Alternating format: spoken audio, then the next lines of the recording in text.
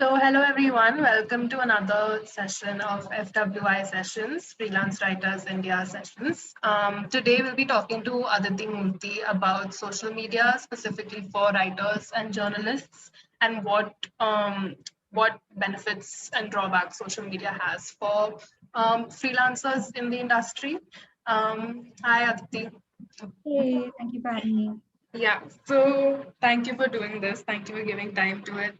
Um, So the first question is a very basic one, and we should start like from the basics completely and talk about what are some of the ideal platforms for journalists and writers within India to be on, either to find work, find opportunities, or just to connect and network. Okay, so this depends on both what you do from a freelance or a full-time perspective, and what type of journalism you do. So, say for example, you're a reporter. It will be super important for you to have a Twitter account because you can just quickly break news if you're a breaking news reporter. So that's an essential part of your journalism arsenal. And if you say are a photojournalist, and you will absolutely need Instagram or a Behance or a 500px in order to showcase your portfolio.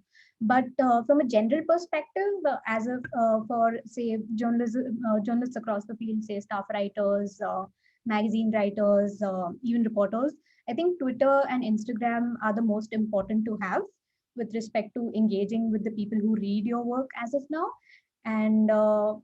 And for example, if you are doing reporting in very specific beats, which is, say for example, if you're reporting in tech or if you're reporting for business, then it's very important for you to have Facebook and LinkedIn because you'll be dealing with a slightly older audience, and that particular audience is far more active on both Facebook and LinkedIn.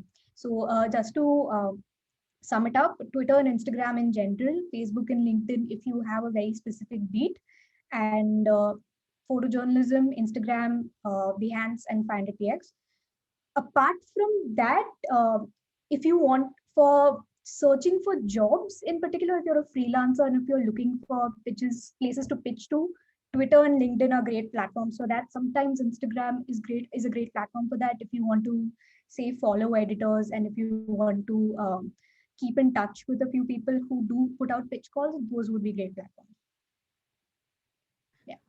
Thanks so much. Yeah, I think it makes sense to sort of first figure out like what your specific beat or what your specific interests are and tailor your social media presence to that in terms of like what platforms to be on. So the next very basic question is, how does one go around actually setting up an account in one of these platforms, and what sort of very starter beginner tips would you get for someone who's maybe not familiar with the social media landscape at all? Okay. So this depends again on whether you're a freelancer or a full-time reporter at a news publication. So if you're a part of, say, a news publication, more traditional outlet, they might ask you to make a specific account that's linked to you as a journalist at that publication. Like for example, say if you are a journalist at Times of India, you will probably have a Twitter account that says XYZTOI, like that's your Twitter handle, and that account is very clearly meant for sorry, for you to talk about the news you report at that particular publication only. So that's a very separate space. For freelancers, what would be really helpful is if you have a photo of yourself, like a profile photo of yourself on your social media accounts, if your bio states that you are a journalist and what specific beats you report on. And if you're an early career or mid career journalist who's just starting out, and if you don't have the level of contacts already built up, it would be really helpful to have if you've noticed, a lot of journalists have a list of the publications they've written for in their bio tagged. Say for example, if I've written for the Hindu and the News Minute, I would have that tagged in my bio because that gives me a sense of credibility and shows that I've been pitching to these multiple publications. So I'm a reliable freelance journalist. So that sort of gives, if somebody's checking out your social media account for a certain commission you per se, that would be helpful. So and also it's super important that you if if you are tweeting about personal opinions, if you are tweeting about things that aren't a part of your beat or your job, it's important to have a small disclaimer in your bio that says all opinions are my own, or all, for example, something like retweets are not endorsements. So those are the basics, like your starter pack. Always have a profile photo so that everybody knows you're a real person. Always have the publications that you've written for, and always say that your retweets are not endorsements or that your opinions are your own, so that you don't get into trouble with your superiors or with anybody else anybody else who might take issue with your comments on social media. Another thing that would be important is if you've published at a few places already, all social media platforms have a specific section for websites. So there, either link to the most recent piece you've published, if you've only published one, or put together a small portfolio or a single page of links of your work and put it there, so that whoever follows you or whoever gets in touch with you for work has a list of like publications that you've already managed to do in order to again reaffirm your credibility. So Right. that's like your stuff. Yeah. Yeah. Yeah. So I'm thinking so Linktree is one sort of site I know that compiles links. Are there any other specific apps or websites, website makers that are very simple and easy to use that people can use for this portfolio thing? So you can use Linktree again. You can use another thing called Link in Bio. You can use another feature from an app called Unfold called About.me. You can, if you're looking for a more portfolio experience, there's so many platforms that allow you to put together a quick set of links. So that would be, say, Contently, Jono Portfolio. And if you're looking for like a one-page portfolio of your entire work plus other links to your social media platform, there's about.me or card.co. All of these can put together like a really nice, quickly, it'll take you max half an hour to put together those portfolios, and it's a quick link to your work. Yeah. Right. Yeah, thanks.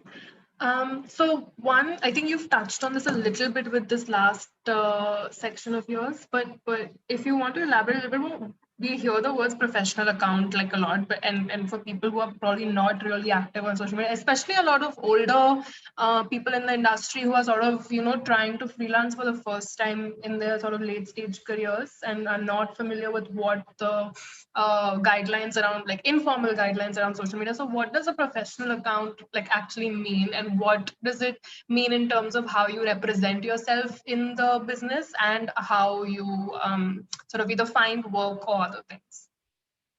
Right. So a professional account is the account you use to show the world that you're a journalist. So there are two different types of professional accounts. One is, like I mentioned, the account that a publication makes you create in order to allow you to break news for them. So if you are, this is for more younger reporters or reporters who are in a particular beat. So if they're reporting for a particular magazine, they tend to create these, or a newspaper or any digital publication, they tend to create these accounts, and they tend to quickly sort of break news. Say, for example, if you're a court reporter with live law, you might want to quickly tweet out like a 140 or 280 character tweet that talks about what's happening in the court, and that allows you to break news. So these accounts are very specifically for that. And those accounts are governed by what the company allows you to do with them. So you can't really use it for your personal opinions. You can't really use it for retweets that are not linked to the work or the beat that you're in. You have a set of rules that are very stringent with respect to those accounts. So that's different. If you're a freelancer and you create a professional account, that account almost functions as a de facto portfolio of who you are. So it will also have a certain rules, but you get to set those rules with respect to what you'd like to talk about and what you wouldn't. Say if you are a reporter who is talking about say land and forest rights, you could break news there, you could link to your publications there, you could even post opinions about other people's news there. So this account is basically just a showcase of your work, your thought process, and what you think like. and it allows the audience of your work and the people who read your work a lot to engage with you. So that, and it also allows a lot of editors to take a look at who you are and what you think like and how you write, in order to better understand how they'd like to what they'd like to work with you for. So, but you can also have a more semi-ish professional account, and this comes for people who work in a bit more featurey beats. Say, for example, if you work in culture, if you work in gender, if you work in beats that involve a lot of engagement with your audience, you can be a bit more relaxed with the way you sort of speak to your audience, with the rigidity of what you put out in front of other people and not, because with respect to some beats, your opinion matters a lot more than like how straight edge you are, if that makes sense. So again, it completely depends on what beat you are, the editors you're trying to impress, and the audience who usually reads your work.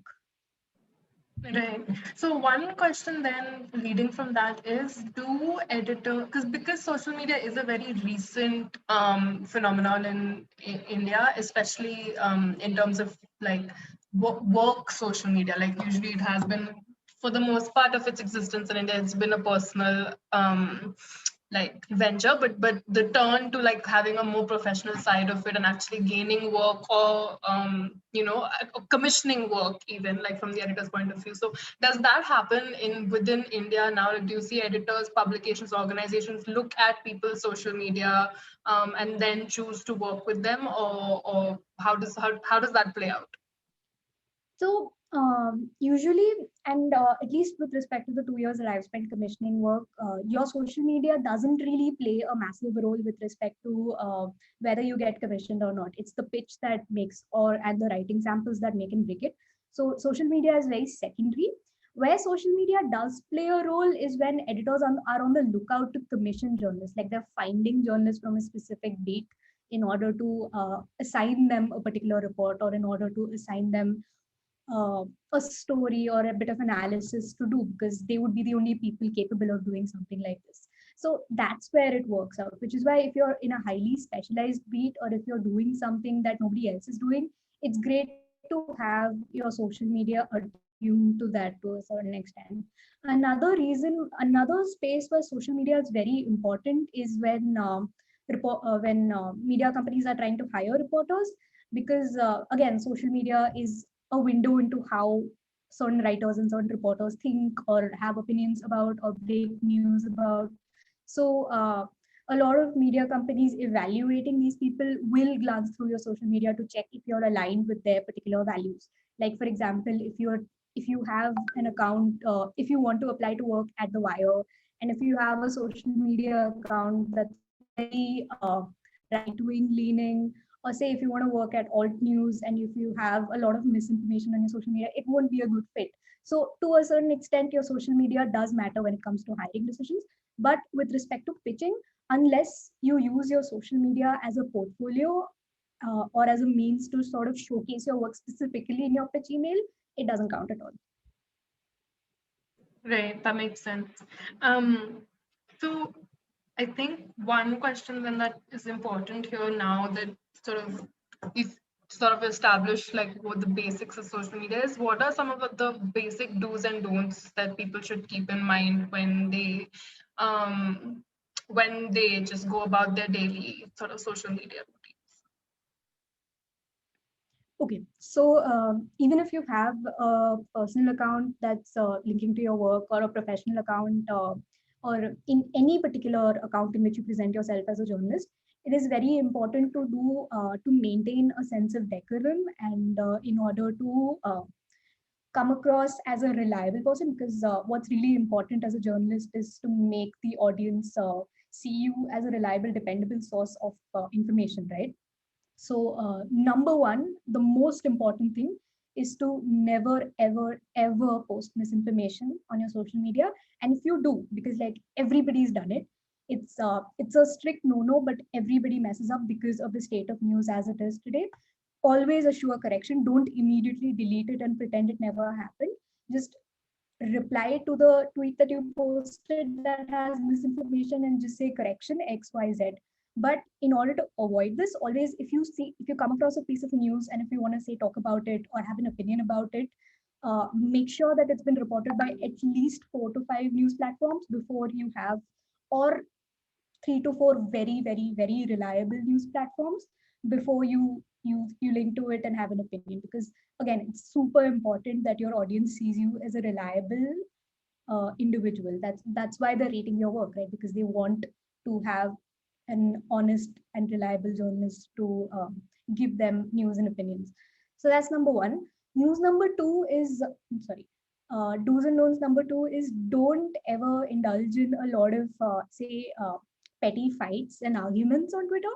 Like, it is important to always engage with your followers, or it is important to again engage with criticism. Say, for example, if you post a piece and you get a lot of criticism for it, and I would suggest if the criticism is particularly mean spirited, you should DM the person who's been criticizing you instead of talking to them. And even if you are DMing them, conduct yourself with the maximum amount of dignity and decorum that you can muster, even though it's really, really annoying when somebody says something awful about your hard work.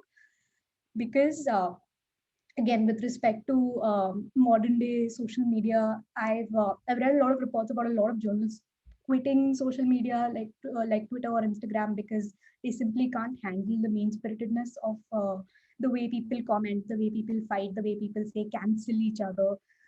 You have to either ignore these mean spirited comments or have a constructive engagement with it, and you have to always thank people for their feedback if you get any feedback.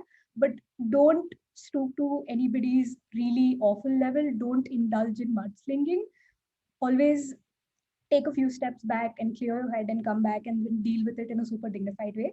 Because again, the way you speak is all both. If you are a full-time employee, the way you speak reflects on your organization. Though if you are a freelance journalist, the way you speak will to a certain extent affect the publications that you worked with, because there's this practice of a lot of trolls tagging news organizations that in when it comes to fighting with each other, right?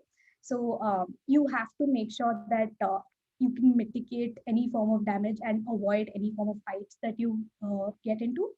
So those two are important. The third one is that if you have a propensity to tweet a lot of personal opinions or tweet a lot of very specific controversial opinions, I would suggest either getting a separate Twitter account or a separate Instagram account and using that. Like, I think it's called, say, a Finsta or an alternate Twitter. So get those and be very, very, very careful about how you use them in order to make sure that your personal opinions that may affect your employment don't end up on your main account. So those are three big pieces of advice I would have. Right. I think one small thing I'd add, and you can feel free to agree or disagree, would also be that I think the sort of general atmosphere of social media makes it feel like you need to have an opinion on everything very publicly. And I think that like showing more restraint and learning to restrain yourself and practicing sort of, especially when it's not your field of knowledge, especially when it's not your beat, you don't need to put out something like on any of your social media platforms. That's not a requirement unless you feel really strongly about it. And like Aditi said, to carry it out with as much dignity as well, and weighing out whether it's because nobody wants to like sort of scare people or fearmonger, but the climate of the country is extremely tense right now. It is extremely polarized, and so in order to sort of deal with that, you need to weigh out if this is actually going to affect your employment in a very real way in any way, and maybe show some restraint in before you put that out there. For sure. I completely agree. And again, considering the current environment right now, it's very, very important to verify any piece of advice or any piece of information that you put out that is a little outside of your beat, so that you don't mislead your audience in a way that might cause them stress when they're already struggling. So be very sure of what you're posting, and if you feel any form of doubt, either take it up with your colleagues and have a private conversation about it, or just don't tweet about it at all unless you absolutely, absolutely have to. Yeah, I think unverified sort of breaking news type reportage is extremely dangerous from whatever side it may come. So I guess one question to go along with it is having unfortunately been part of some marketing work, you know, you hear organizations talk a lot about like how frequently should one post, or like what should be the schedule, what should the schedule be like, what should the style of engagement be like. So is there something comparable to a person, especially I think this applies to freelancers who are trying to essentially create you know, a very constructed quote unquote job of their own. And so what does that what relationship does that have to your social media in terms of the sort of sad question of marketing? So, if you are a freelance writer, to a certain extent, unfortunate, even if you are, say, a full time writer or a freelance writer, you do have to market yourself if you want to grow an audience and if you want to be noticed by editors for commissioning work. Again, let me specify that this is not necessary to do. If you keep up with pitching and if you keep up with really good journalism and really good reporting, you will get stories and you will get accepted for pitches and people will commission you and you will still have a job and it will be fine. You don't have to do this. However, if you want to, like if you very specifically want to create an audience that reads your work, you do have to post every day and you do have to approach your social media with a certain curatorial mindset. So you can't say, for example, only post links to your work. You have to say, for example, you have to create a balance between certain amount of opinions, certain amount of retweets of other people's work, certain amount of retweets of research in the beat that you're talking about, and your own work. So that particular balance is very important in order to grow an audience. And it's also important to keep say retweeting other journalists work in your beat, replying to their work, having thoughts about their work, so that they engage with you, like journalists with bigger followings. These are very basic social media tips that will help you get noticed and will help you grow a following. But it is necessary to do this every day. I would say set aside half an hour, uh, 15 minutes 15 minutes twice a day or something like that, in order to keep doing this every day in order to grow an audience. But again, just reiterating, you don't have to do this unless you absolutely want to grow an audience. You will still get assignments, you will still get commissioned Right. as long as you Yeah, do and I your think work. that's the important, like, I think disclaimer to add for people is that you don't have to like sort of become a social media factory. I think the focus should still be on your writing and the focus should still be on your work. And this should be like Aditi mentioned, like a 15-minute or 30-minute, like sort of a side thing that you do when you're anyways not going to pay attention to your work or other people's work. And I think just to salvage it a little bit for people, I think some of it is a little intuitive and organic, because ideally, if you're a writer and journalist, you are reading other people's work. Like Yeah, ideally, you should be doing that. So it makes just as much like sense to then sort of just carry that. It's basically extending what you're already hopefully doing, where you read someone's work and if you really like it or have thoughts about it, then just post about it on your social media and you've done sort of your engagement,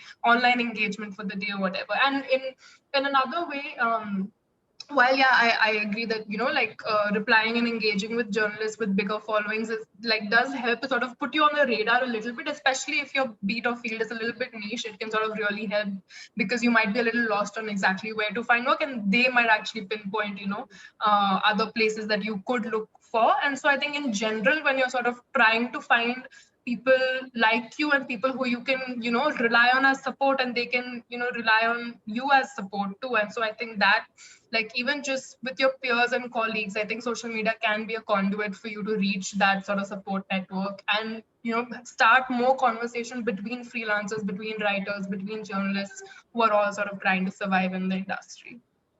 absolutely. Completely agree. And to salvage it slightly a bit more, you by curatorial, I don't mean you have to become an infographic factory and you don't have to have a content calendar.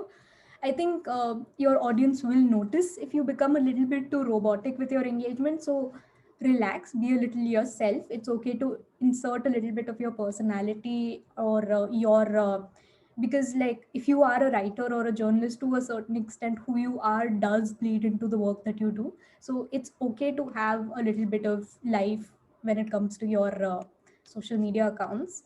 But it's up to you in order to find that balance, and that balance does come with a little bit of practice. Right. Yeah, and I think it might be a good thing for people to think about it or cultivate a mindset about it, social media as a utility rather than a necessity. And I think that that shift in like how you like it's a sort of platform meant for a specific purpose, and as long as you fulfill that purpose, it's fine. You don't need to make it the center of your life. But yeah, especially in a time like COVID and when people can't meet face to face, it is becoming extremely important to be online and be connected in that way. So Absolutely. So, just few last questions, very short questions. Is one thing, and you might not want to contribute as much to this question in particular, but one thing that I think is important to address is the question of who owns your social media content and when you put something other. For example, a lot of people, this is more of a Facebook and Twitter thing. I'm not sure about Instagram as much, but on Facebook and Twitter, you have this trend of if someone has a sort of striking thought or an opinion, they put it out there. And if suppose in the future they want to like transform that into an article, the question there is a small, maybe less so in India, I'm not totally sure, but there should be an addressal of the question of like who actually owns that content at that point, and is that like at any point a concern for either a publication or a writer? Right. So, okay, so there's two ways to approach it. I think from both a plagiarism perspective, if that's what you're hinting at, and from the perspective of whether a publication can actually own your social media posts. With respect, again, I don't know much about Instagram, but with respect to any social media platform, especially Facebook or Twitter, you tend to own your own content because it's under your name and it is your account, your personal account. That is, like, if you're tweeting for a publications account, that all of that belongs to the publisher. And if a publisher does say that they want to own specific tweets that you make, say for example a work professional account for a publication, you will probably be told about that in a contract. And if you're not told about that in a contract during hiring, then you should question it and have a conversation with your superiors about who really owns your social media content and what rules and regulations govern that content. But I'm pretty sure you will be told via contract if your tweets don't belong to you. With respect to plagiarism, unfortunately, if you are tweeting out content and if somebody does end up looking at that content and picking up on it, you don't really have a means of redressal beyond calling them out, right? Because I think even with like considering after the BuzzFeedification of journalism, lots of people just like pick up a bunch of tweets in order to make a point and just list it together, and everything means nothing with respect to doing that. And you can't really do much about it. But the it's just that the only way in order to avoid something like this is to say for example, if you have a particular thought that you really think is worthwhile for a longer report or a longer feature, I would say don't tweet it out. Maybe do that work and then put it out as a completed piece of longer work before putting out the article. And do make sure to, if your work, if your body of work, say like the content that you put out, like a piece, like a tweet or a post, and if you seriously believe that somebody's plagiarized it and turned it and taken your tweet and turned it into a feature, do make sure to alert the publication that published that article, so that they take that particular allegation of plagiarism seriously. And if they do, they might even take down the article, and they might reprimand the plagiarizer. So it's very important to alert, like be extremely sure of the fact that you are because like sometimes we all tend to have thoughts that might not be extremely unique. Say for example, let's say during the second wave, a lot of people are putting out, say, advice on how to deal with specific situations with respect to COVID-19. So if you have a piece of advice, you can be fairly certain that 20 other accounts have had the same piece of advice. But if you are a part of a niche beat and if you have an opinion, or say for example if you're a part of a marginalized identity and if you have a unique opinion with respect to a like stigma or oppression, and if somebody else picks it up and turns it into an article, you have every right to immediately approach the publication, tweet to them, post about it, alert your followers, and make sure that you get justice. Right. Yeah. That's really, I think actually I didn't think of that, is to approach the publication probably makes a lot more sense than to like, just do an empty sort of call out at the writer specifically, because that might end up going nowhere. Whereas the publication might actually have to take steps to ensure that they deal with it in some way, hopefully. But also your first point that was what I really wanted like for people to hear and to know about is that, there should be either some, definitely, if the publication has an online version, like a website or a e-paper that they put out, there should be some discussion of what the online presence and social media terms are like in your contract, and you should definitely talk about it in the stage of your sort of contract negotiation, which I think even I didn't know like early on in when in my short freelancing sort of phase. But so that contract negotiation bit is something that's really important. um, One last question then would be sort of how you see. I'm not trying to like put you on the spot and be like, what is the future of social media or something like that. But like, what do you see with so many organizations sort of pulling out physical circulations of their papers or whatever it may be, and it is all like just links and websites now.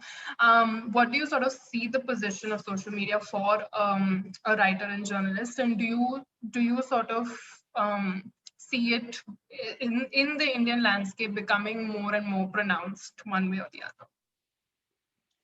I do actually, and quite unfortunately, I do see it becoming slowly shifting from utility to necessity. But I don't see the need to be social media famous shifting from utility to necessity. So the difference between the two is that having a very basics, a lot of times the first step that a publications editor might take in order to look for journalists is both asking for recommendations from colleagues and secondly looking on social media, because they're the quickest points of like reaching out to journalists as of now. So in order to make sure that you are visible, it's absolutely a necessity to have a social media account. But I don't see it absolutely becoming necessary for you to be one person influencing factory in order to have a journalistic career, even as a freelance journalist or a full-time journalist. That is still and will always be completely up to you, because again, like it doesn't, as long as you are doing excellent work, you will be paid attention to, and it doesn't matter what you're tweeting about or what you're posting about. um, that isn't the very first thing that people look for. It would when it comes to you pitching to a publication or when it comes to you trying to find work, that is at best secondary, though it is a significant influence. I would say that it's not the end all. So yeah. Right. One very small technical question, actually, just to end with, is something that came up in both our previous sessions. Was what are like even though this isn't as popular in India to put out pitch calls or for editors to like go and put out very specific pitch calls on social media, but what are the sort of informal guidelines, if any, around privately messaging on, because I think primarily the communication right now is on email. But if you are on social media and if an editor is also on social media, what is the guideline around privately messaging them about a potential article,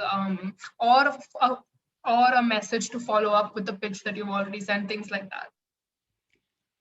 um, so okay, with respect to messaging an editor on social media, I think that would be I think it would only be worth it if you have an urgent piece that you'd really like to work on, like a timely piece that you want to publish quickly. That's like either an opinion due to a certain event, or like a movie review, or a review of an album that's recently been released, or something like that.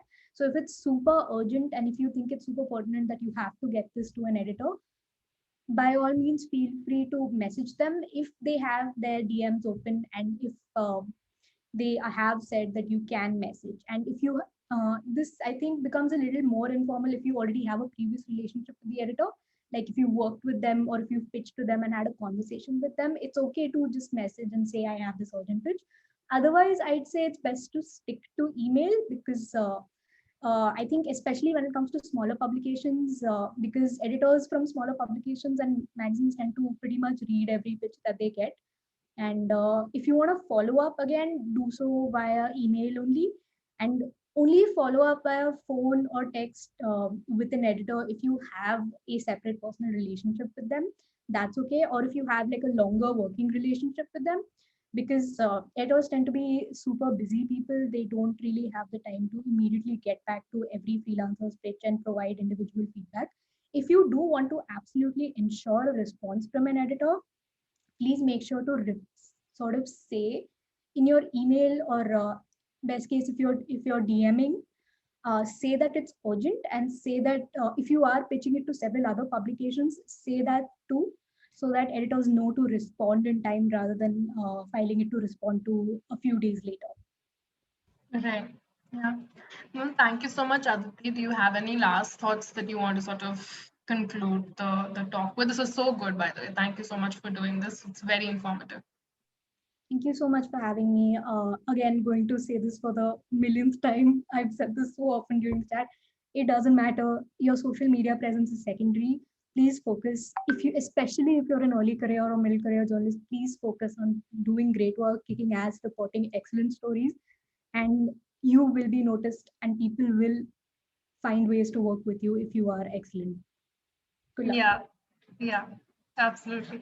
Thank you so much. And we'll be, if you have any other questions to the people listening that are specifically about social media, specifically about digital platforms, then please you can feel free to message them to us, email them to us, or freelancerwritersindia@outlook.com. We'll be more than happy to pass along the questions to Aditi, and you can definitely get some guidance, hopefully. And yeah, don't fret about it, and don't think that social media should change your life or something. But yeah, thank you so much. And these are good basic tips to follow. Thank you, Aditi. I'll end the meeting now. Bye.